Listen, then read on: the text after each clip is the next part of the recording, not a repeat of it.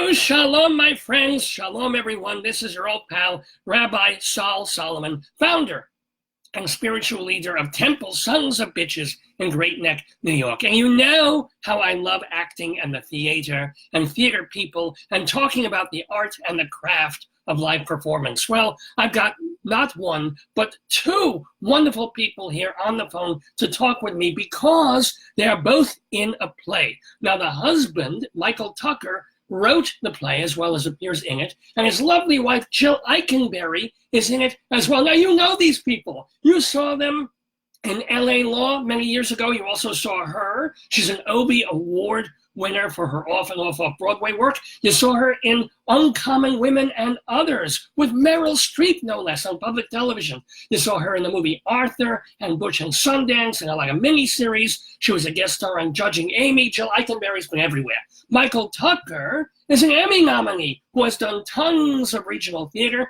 He was in 2 movies by Woody Allen, 2 movies by Barry Levinson, 2 Jews, 4 movies. How can you beat it? Ladies and gentlemen, please welcome to the neighborhood, Jill Eikenberry and Michael Tucker, the Tuckerberry. Shalom! Shalom, Rabbi. Hello, Rabbi. I have to say that that's the greatest introduction I've ever received. Oh, good. It's all downhill from here. But we have to correct you just for a second, Rabbi, which is that Michael Tucker is not in this play.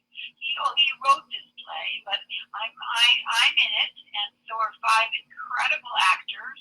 But Michael Tucker is not acting this time. He's the writer. I'm sorry, I made an oopsie there, but check out the other people who are in this play. It's called Fern. Oh.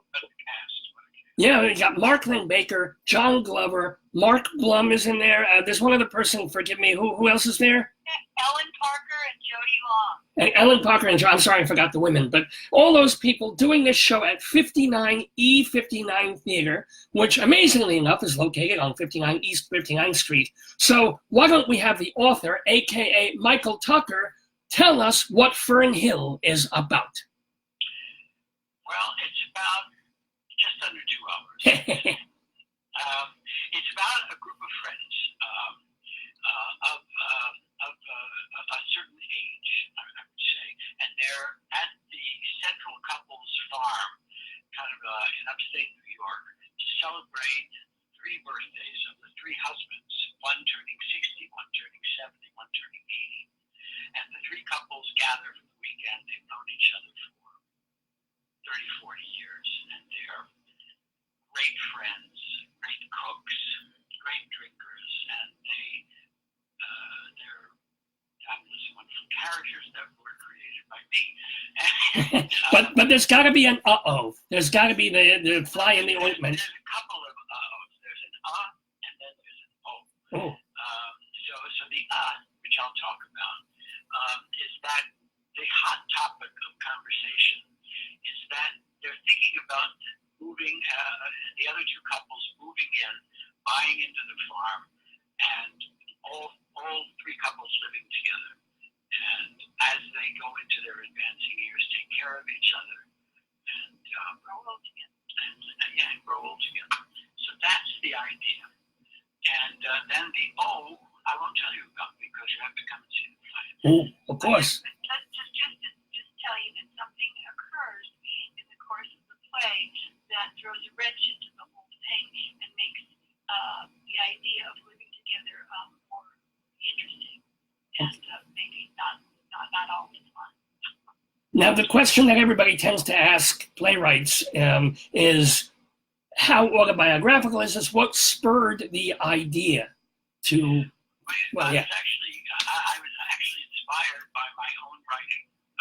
Aren't we all? I wrote a book. I wrote a few books, but one of the books I wrote was about we had a house in Italy that we've had for like 16 years, a little house in Umbria, and we have a great community of friends there. And one night I'm going to try to make this story short. Sure. One night we were out at some local festival. It was the Matona Sagra. It was an amazing festival. And late into the night, we gathered sort of on the stone steps in front of this bar, drinking grappa. And we're talking about our parents, Jill Jill's mom was failing at that point. Another friend of ours' father was in the last throes of cancer. We were talking about, what are we going to do when we get to that? And that led to talk about what if we found a place or a group of houses and all took care of each other, rather than being sent off to die with strangers. And that was the initial idea for the play. Well, first of all, I do want to compliment you for having a place in Umbria, just because I love the name. I would love to say that. Can you say it with me? Umbria. What a wonderful name. Umbria. So, but let's move on to the going backward in your careers. And since we're talking to Michael, we'll talk a little bit more to you about your work as a playwright. I mean, you were an actor, of course. At what point did you decide to make the shift? Because this is not your first play. And you said, you know what? I've had a wonderful career as a performer in front of the camera, on stage. Now I want to be on the other side. Yeah, I right after LA Law was over, which is in '94, we felt like moving out of show business for a little while. Not completely, but we moved up to Northern California. We I can't speak for Jill, but I kind of thought, well, the world has seen enough of us. And I had always liked to write, but I never done anything with it. But I wrote this story, which was a memory of my childhood, a funny story anyway. And a dear friend of ours, Billy Finkelstein, who was one of the writers of LA Law. That sounds like a very Jewish name, by the way. Is he? Yeah, of course he is. Okay, continue. Anyway, Billy and his wife, Barbara, came up to visit us, and I showed him the story, and he said, this is a book, you got to do a book. And that really inspired me, and I wrote about 3 more of these stories. And where was I going with this? Well, I was just going to say Sure. that Mike, before he was writing plays, was writing books. So he wrote 4 books, 3 memoirs, and a novel. But interestingly, all of the books have a lot of dialogue in them. They're not plays, they're books, but he's very good at writing and sort of inhabiting the people in his books, either nonfiction or fiction, and he's playing the parts of each of the characters in the books. So he's also known as a schizophrenic. Well, let me ask also, though, then in terms of both of your careers, then, since we're also talking with Jill Eikenberry, were you competitors sometimes as actors, or was it always you wished each other the best and it was just lucky when you got to work together? yeah, it was hard when we were before LA Law, when one of us would be succeeding, in the theater, say, or in movies or something, and the other wasn't. It was very hard. It was hard not to feel competitive and not to feel that one of our successes defined the other person's failure. That's sort of the nature of acting. It's like, somebody's always doing better than you. But unfortunately, somebody's usually doing worse. So we had a lot of that. It was difficult. And we were so lucky to get this job on television with, which turned out to be a huge deal. The show was a huge hit together. I mean, that just never happened. Right, exactly. It's incredibly lucky, and unless you're like Elizabeth Taylor and Richard Burton or something like that. Let me, Well, also, Jill, did you ever try writing a play yourself, or you prefer acting? Period. I'm not a writer. I like to write emails. Writing is not really my thing. The other things that I enjoy doing besides acting are singing and playing music and that kind of thing, or doing painting and art. But I've never been a writer, and I feel like I'm so lucky or maybe smart, because as I get years, the parts for women are smaller and less interesting. And now is the time that I have my husband writing these plays that are so have these delicious roles for me. So I think I turned out to be really smart, don't you? Well, to marry this man that you've been with for 45, 46, well, you've been married to for 45, 46 years, let alone been with. But also, you mentioned that you're singing, you're doing music. You had a cabaret show that you were doing. Is that coming back? Yeah, I did two different shows over the years, a couple of times each at 54 Feinstein 54 Below in Manhattan, and I've had a lot of fun with that. And I just did it out in Sag Harbor a couple of months ago, and that's another passion of mine. Music, singing. I play the drums.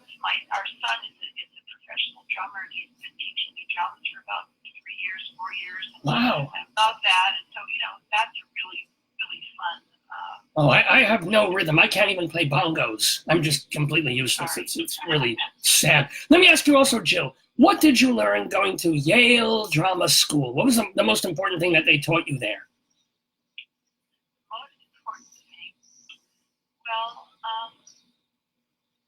I had a lot of great teachers. I had Stella Adler, Bobby Lewis, people that were from the legends from the group theater back a long time ago. I had some incredible teachers. Well, actually, hold on. Let me stop you there, because it's one thing to say, okay, they were legends, they were amazing actors, but were they amazing as teachers or just coasting on their reputations as being amazing? What did you learn from them? Well, the truth is, I think it's very hard to teach acting to people that are as young as we were, because a lot of times, really good actors are people that have had a lot of life experience and bring that to the stage. And so I think Stella Adler and Bobby Lewis and those people gave us a lot of tools that we could later employ when we actually started getting some experience in life. But I think it's hard to teach somebody how to have know how to be a hooker or something. When they're 22 and they have no experience of that. Now that I've been a hooker for so many years, I'm really good at it. Actually, my first role in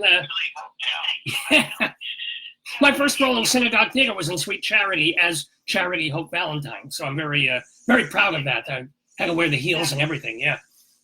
But I mean, for example, Fern Hill, the play that we are now doing with this incredible cast of actors. Everybody in this play has so much experience and are so sure of who they are as actors.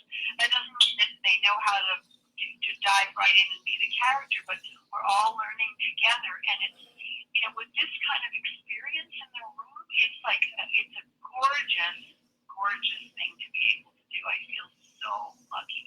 And not that I'm saying that young actors aren't great too, but I'm saying when I was young, I didn't know enough to be a great actor.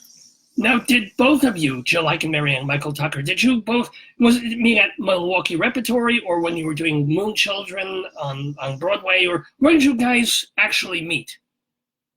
Therein lies the two. Oh. So back in about 1970,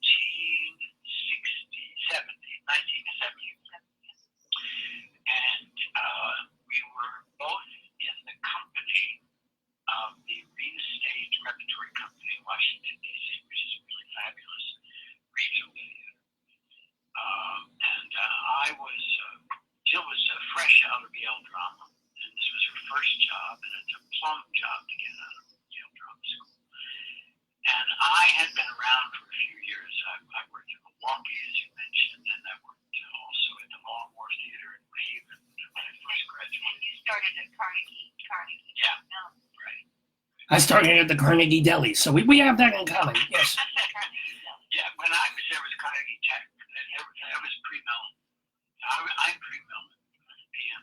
Anyway, so we met there, and it was a fraught, interesting situation because both of us were in other committed relationships at the time. Whoops. But it was undeniable, as they say. So that was, what did I say, 1970. That's a Yeah. long time ago. Long time ago. Do you remember your first date? Like, not just going out and discussing acting, but... We were having a sordid affair, so the first date never came. We were sneaking around, you know. Oh, you actors, you actor people on the stage. Well, you know, look, it led to a great romance. What can I tell you? Well, one of the dates we had that year was in Washington D.C. and we were out one evening together, and we went to a place called Mr. Henry's, which was a club on East Capitol Street, and we heard this new singer who was kind of becoming a local favorite, and she sang a song that I sang in my show, 54 Below, because I never forgot hearing her sing it, a song by Janice Ian called Jessie, and the singer was Roberta Flack. Yeah, before anybody knew who Roberta Flack was. Very cool. And my gosh. So what are some advice for people who want to be married and still compatible after 45 years? Well, one of the first pieces of advice is come and see Fern Hill. All about that. It's all about that. It's all about long-term marriage and the inequities thereof, and all the things. Joys in the book. And the trying to figure out what men and women are all about, even after you've been married for a long time. It's very much about that. And have we mentioned that it's a comedy? Yes. Oh, that's important too. It's a comedy. You know, we're making it sound like Gibson, but it's a very, if I may say myself, it's a very funny play. Anyway, the thing about I guess one of the things that comes out of the play, and this is something that we've discovered, is that you know, you don't know how to communicate with each other if you don't know how to be transparent with each other and fully who you are with each other, then we don't have much of a shot of having a good marriage at a certain point. And I think that one of the things that we've done over the years is gotten better and better at that. That's wonderful. Now, let me also ask in terms of career stuff and things that I like to do is get anecdotes, humorous or otherwise, about famous people that folks have worked with. For example, way back in the day, Jill, you were in a Murray Schiskal play directed by Dustin Hoffman, who was a young Turk back then. What was that? What was it like back then? Do you have any stories? Yeah, I mean, Dustin was really weird. Oh. He's an unbelievably talented person, and he had a million ideas. But what he would do is when we were on the stage at the Booth Theater, getting ready to, towards the tech and the first preview and all that, Dustin would sit in the audience, and then whenever he didn't like what somebody was doing or wanted to change it, he would jump out of his seat and run up on the stage and be that person, because he couldn't stop himself from being an actor. That's who he really was. So he would be that person, and then he would go back down and sit in his seat for another 3 minutes, and then he'd jump up again and be somebody else on stage. And at a certain point, he didn't even remember who he was being. He was just being all these actors. It was very strange. Now, I'll bet someone... He had an impulse to act. Now, I will bet someone who was a very different personality, someone else that you worked with, Jill, was Jason Robards. Oh, yeah. Any memories of him? Any funny or otherwise? What a prince he was. God, I feel so lucky that I got to work with him. We also rode to the set every day together, and I got to talk to him about his life, and I just felt like I was in heaven. He was extraordinary to work with. Such an incredibly powerful presence on the screen, of course, on the stage even more so. But I don't have any funny stories really. I just had an unbelievably wonderful time working with him. Okay. Now, here's one for both of you, because each of you, not in the same time, worked with Magic Meryl. So, how's Meryl? Meryl Streep, of course. I worked with Meryl in her New York debut. Yeah. Was it the public or something? Or was it Shakespeare in the Park? What was it? It was at Lincoln Center, but produced by play called Trelawney in the Wells. Trelawney in the Wells, which was one of my fondest memories of all time. And John Lithgow and Mandy Patinkin, also his Broadway or New York debut. Well, wait. Now, we have issues on this program with Mandy Patinkin, who was not very nice to us. So tell us a Mandy Patinkin story. Was he nuts back then, or was he human? I'm going to pass on that question.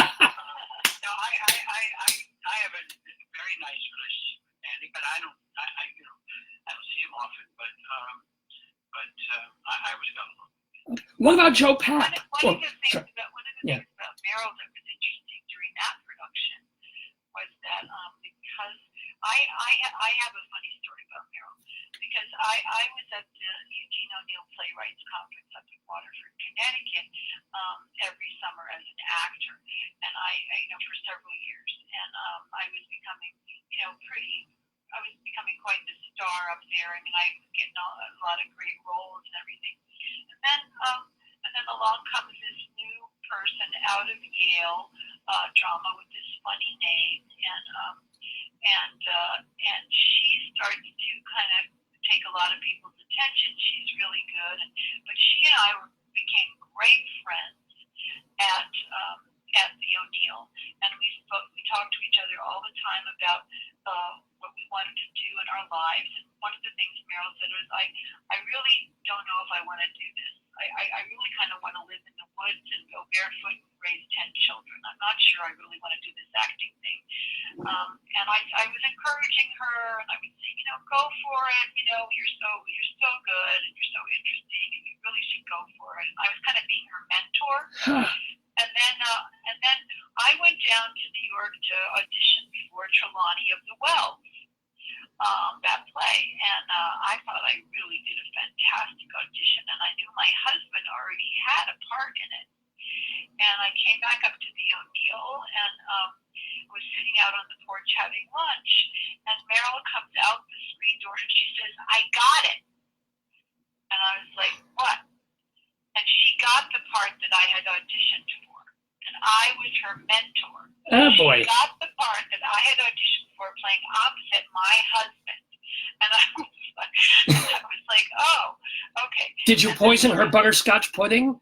Because I know the meals that they were serving at the O'Neill there at the Playwrights Conference, there's a big tubs of pudding. So did you slip any arsenic in there or think about it? No, I didn't, but I became very close. It gave me pause, and we became very close friends.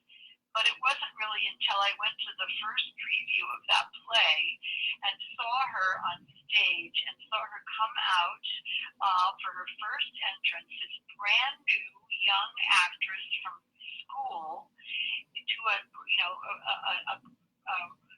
huge, prestigious stage on a prestigious theater, doing her first part. And she comes out on stage, and she just looks out into the audience like she's looking in a mirror, and she takes this enormous amount of time before she speaks and gathers the whole audience, and then says her first line about getting older and looking in the mirror. And I couldn't believe that she had the chutzpah to do that. It was like, how do you get that? That I want that. I'll take what she's having. It was astonishing. Wow. I love hearing. Oh yeah, please. No.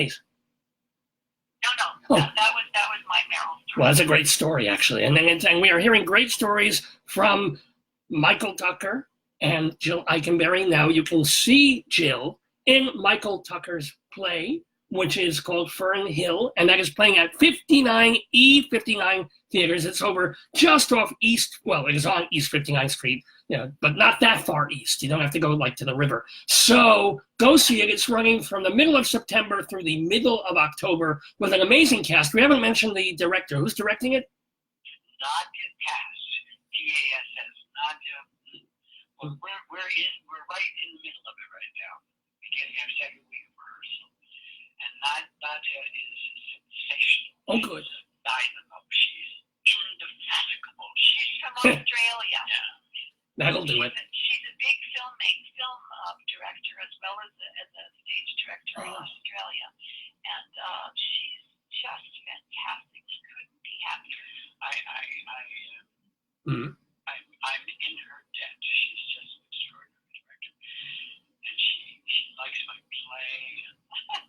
That's good. That's How helpful. bad can you get? Sometimes she defends the play against the writer. Like if she says, this is what you wrote and this is what you should stick to, and even though he gets nervous and wants to change something, you're not nervous, darling. I inspiration. Well, that's the interesting thing. I mean, because it's a new play and you're in rehearsals. Is it set? Is it frozen? Or Michael, are you still? You go home every night after rehearsal? Is it? Very hard to freeze me. Yeah. I rewrite my stuff every day. So, but I'm going to stop. Or as I say, just starting the second week rehearsal. Then I'm going to stop changing things. But I'm not changing big things, just little things that make it a little better. Taking that line out because I can see the actor is uncomfortable with it, and rightfully so, and how it goes, and so stuff like that. We also have three of the actors are new to this play, and we did the play in New Jersey last year. And three of us are the same, and three of us are new. So to the new actors, it's a whole new experience. So it's creating a new experience for me too. I'm having a different experience of this play completely. The guy playing my husband was David Rashi and is now Mark Plum. I mean, they're night and day. Yeah. These guys. I know those two actors. Yeah. They're both brilliant actors.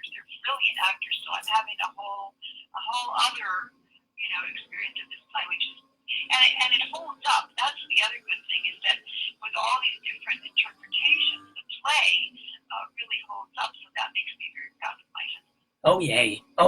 Now we were talking. You mentioned that director Nadia Tass. Since we're talking about film directors, Michael. We mentioned in the intro here that you have worked with some major ones, and you had a pretty important role in, I think it was Radio Days, the Woody Allen film.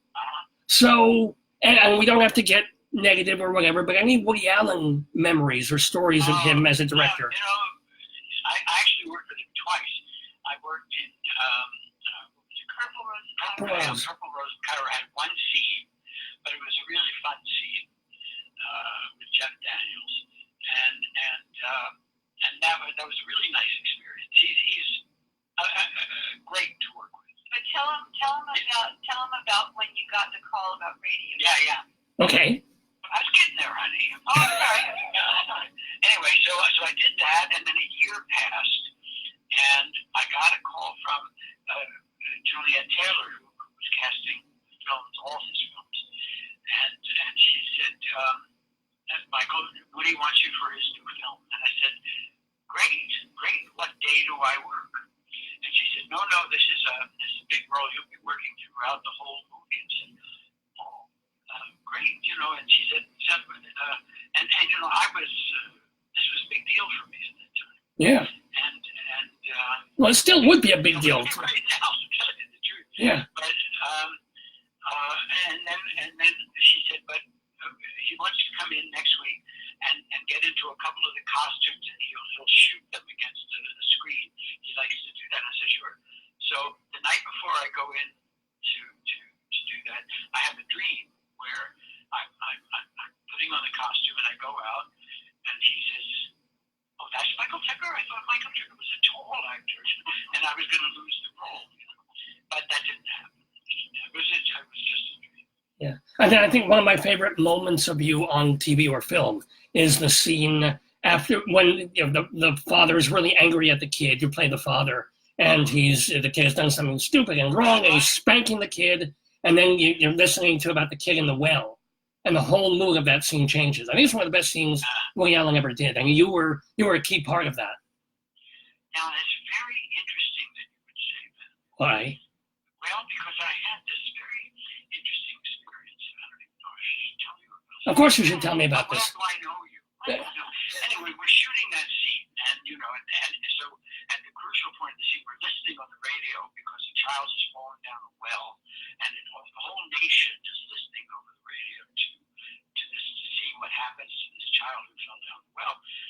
And I had just been chasing my kid around because I wanted to give him a spanking, but now I'm sitting there with my son on my lap, and the whole family is listening to this radio and what's happening to the child who falls down. Well, and Woody cuts the shot and he said, Michael, you have a sad look on your face. I don't want you to be sad. I just want you to listen to the radio. And I said, oh, I didn't know he had a sad look. Okay, all right, fine. Kind of relax my face or whatever.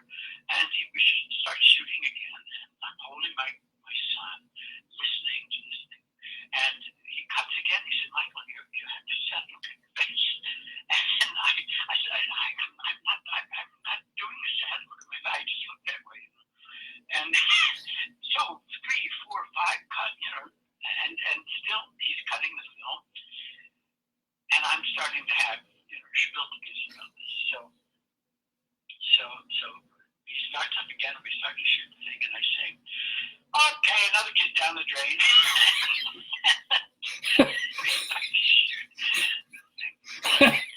Anyway, but to have you say that you like that scene, I think I'd like you to write to Woody and tell that. Well, I'm so glad I asked that question and you told that story. And by the way, since you said the word Spilkis, Michael Tucker, you are a member of the tribe.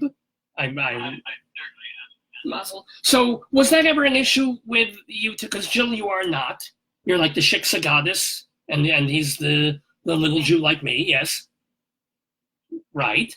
So where did religion, if anywhere, come to play? I mean, you have kids together. Was there ever a discussion of how they would be raised, etc., and so forth? What? No, I'm very suspicious of religion when it becomes organized. I'm not a joiner much. I'm a proud Jew. Yes. But I'm not much of a my God against your God kind of a person. So no, we never had any issues about my converting or anything. No. And so do you married by a rabbi, Rabbi Gelberman from the village synagogue. I don't believe he couldn't possibly still be alive because he was old then. But he was one. He didn't need Jill to convert, and we had him. We thought we had him just to please my parents, but in fact he was a very famous man.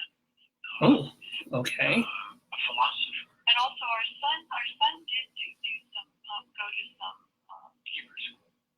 Hebrew classes and the kind of classes that he might have done if he was bar mitzvah with the rabbi. Rabbis that played basketball a lot of them. But anyway, he did do that. I mean, it's not like we had any issues against it. No. Yeah, Jews should not play basketball. We're all under 6 feet tall. It's useless. We let us excel at chess. Now, Rabbi, did you ever see that scene in LA Law that's so memorable to me, where the woman playing my mother, Constance Tower. Oh, Constance Tower, yes. Playing my mother, and she was her anti-Semitism came out at the wedding, or close to the wedding, before the wedding, and Mike had a scene, a great show, really. There was several scenes, but there was one particular one. Describe that scene. Please. Well, we were in her friend's house at a big cocktail party, and the woman made a sort of veiled anti-Semitic remark, and I was already sort of primed for this because her woman playing her mother was also anti-Semitic, and anyway, so I said, maybe 40 or 50 people in this room having a party, and I said, may I ask you, has a Jew ever done anything that offended you? And she froze, and my character said, it goes to this huge credenza, with all this china in it and everything, and he pulls it, and it goes and tumbles, crashes to the floor. And he says, now one has. Walks out the door. What? That's a scene right there. Yeah. Now, we're talking, I want to remind people again that we are talking with the Tuckerberry, Michael Tucker, Jill Eikenberry, and they are appearing in Michael's play. It's called Fern Hill. You can catch them at 59 East 59th Street in the 59E59 Theater that is running from the middle of September through the middle of October. It's a comedy. It's also got some serious things to say about couples and getting older and marriage and how we relate to each other later on in life. So I just, a couple more quick questions before I let you guys go. I hate to let you guys go, but we're having such a lovely time here. We are. So, but I have to ask, Michael, and this is for all the female viewers and listeners, you were in a movie with Brad Pitt. Do you have a Brad Pitt story? Yeah. Ooh. No, Oh. I don't. I never worked with him in that movie. I mean, he was in the movie. I worked with Juliette Lewis in that movie. It was also it was a TV movie, and it was before either of them were famous. Right. I was actually the big name in the movie because we were doing LA Law at the time. But I guess it was called Too Young to Die, and I guess my only story about that is, as you go and get older and older, the residual checks that you get for things get smaller and smaller and smaller. So you often get extremely small residual. And I got a residual check for 4 cents for the movie Too Young to Die. And I said to Jill, too small to cash. And the beautiful thing is it cost... Yeah. No, but it cost them 55 cents to mail you that 4-cent check. It was a beautiful thing. I love that. That's what I'm glad they did. Be happy that Actors Equity makes them do it. But you bring up an interesting point there that and it's quite an unfortunate segue. But the name of the thing was called Too Young to Die. Jill, you were, thank God, way too young to die the first time you were diagnosed with breast cancer, and it was a simple thing, a lumpectomy. Came back. How are you now? I'm great, thank you. I came back 26 years later, or 23 years later, I'm sorry, in the exact same spot. So the pathologist at Mount Sinai said, I can't tell you this officially, but I think that this was an errant cell from the first cancer that didn't get, killed by the radiation. And here it is again. But he led me to believe, as did my surgeon, that was just kind of cleaning out the last thing. So I feel quite confident that was it. Instead of a new cancer, a new site, a new everything. Hey, look, if it comes back in another 26 years, then. That's fine. But here's the sad question when we talk about residual checks and things like that. I mean, when you guys did LA Law, you were paid, I'm sure, a whole lot of money. It allowed you to buy the house in Italy. It allowed you to be bi-coastal and basically do what you want with your lives. Yeah. But at the same time, then, how do you get into this position? I'm sure you've heard about Valerie Harper, where she had 2 hit shows on TV, granted in the 70s, not the 80s, 90s. And now they're broke paying bills.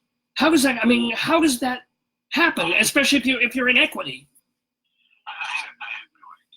Yeah, we don't know Valerie. We don't really know that story. I did a TV movie one time years ago with Judith Light and Sandy Duncan, and we played a girl group that had 1 hit and came back for a reunion at a big concert with a bunch of artists from the 60s, 50s, 60s.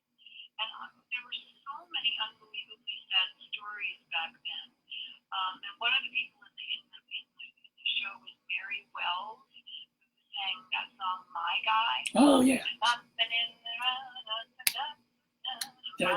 Yeah. Anyway, and she was on welfare. She'd had that huge time, and then just descended into. But I think that was more common in the 50s and 60s when artists were taken advantage, and or you have 1 hit and you don't follow. But I would figure someone who's been on television for decades and continued to work would be okay. But I guess medical bills are and treatments that are not covered by insurance companies. I don't know. I don't know how it happens. It scares me. Of course, you never know. Well, all right. Let's hear that, though. I'm very sorry to hear that. on to something a bit happier, Michael, because you've written books and because, as you mentioned, the autobiography always seeps in. So you mentioned that the characters in the play, Fern Hill, they love food, they love wine, they love cooking and stuff. You have memoirs that involve food and cooking and eating and recipes. What's a favorite recipe of yours? Well, I move around a lot. I cook, pretty much every night, almost every night. And now Jill is cooking too, which is actually very exciting. You got a shiksa to cook. That's a wonderful thing, yeah. She's moving into my domain, She was very happy for years and years and years to have me cook, and then she'll come in and set the table and everything. Now, suddenly, she thinks that perhaps I start my happy hour too early. She's got all this judgment about my kitchen. But anyway, no, we're having a lot of fun together.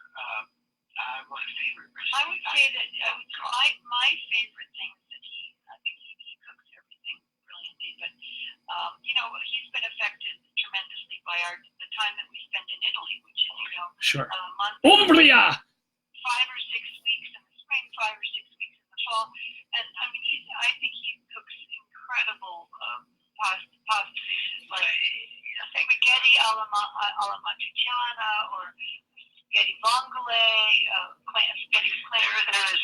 There is a scene in Fern Hill